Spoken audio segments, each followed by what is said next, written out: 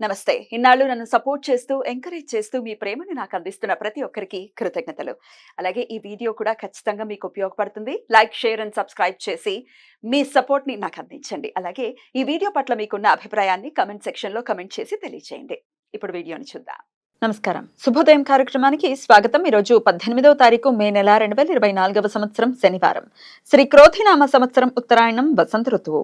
ఈరోజు వైశాఖ మాస శుక్లపక్ష దశమి తిథి పగలు 11:22 వరకు, తదుపరి ఏకాదశి తిథి. ఉత్తర ఫల్గుని నక్షత్రం రాత్రి 12:23 వరకు, తదుపరి హస్త నక్షత్రం. హర్షణ యోగం ఉదయం 10:25 వరకు, తదుపరి వజ్ర యోగం. గరజ కరణం పగలు 11:22 వరకు, వణిజ కరణం రాత్రి 12:37 వరకు, తదుపరి భద్ర అంటే విష్టికరణం ఉంటాయి. నక్షత్ర వర్జ్యం ఉదయం 5:26 నుండి 7:14 వరకు. నక్షత్ర అమృతకాలం సాయంత్రం 4:16 నుండి 6:04 వరకు. హైదరాబాద్ ప్రాంతం వారికి సూర్యోదయం ఉదయం 5:43, సూర్యాస్తమయం సాయంత్రం 6:42. చంద్రోదయం మధ్యాహ్నం 2:28, చంద్రాస్తమయం రాత్రి 2:47. అభిజిత్ ముహూర్తం ఉదయం 11:47 నుండి మధ్యాహ్నం 12:39 వరకు. దుర్ముహూర్తం ఉదయం 5:43 నుండి 7:27 వరకు. రాహుకాలం ఉదయం 8:58 నుండి 10:35 వరకు. గుళిక కాలం ఉదయం 5:43 నుండి 7:21 వరకు. యమగండం మధ్యాహ్నం 1:50 నుండి 3:27 వరకు.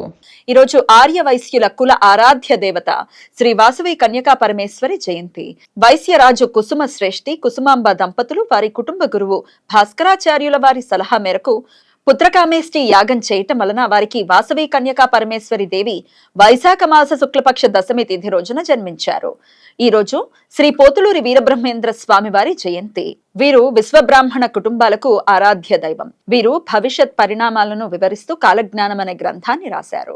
వీరబ్రహ్మం గారు శ్రీ పరిపూర్ణాచార్య ప్రకృతాంబ దంపతులకు క్రీస్తు శకం 1610లో కడప జిల్లాలోని బ్రహ్మానందపురంలో వైశాఖ శుక్లపక్ష దశమి తిథి రోజున జన్మించారు. చిన్నతనంలో కొద్ది కాలం వారణాసిలోని అత్రి మహాముని ఆశ్రమంలో పెరిగారు. తర్వాత చిక్బళ్లాపూర్లోని పాపాగ్ని మఠంకు చెందిన వీరభోజ్యాచార్యుల దంపతులు వీరిని దత్తత తీసుకుని వీరభొట్లయ్య అని పేరు పెట్టారు. వీరు 11 సంవత్సరాల వయసులోనే కాళికాదేవిని స్తుతిస్తూ కాళికాంబ సప్తశతి రాశారు.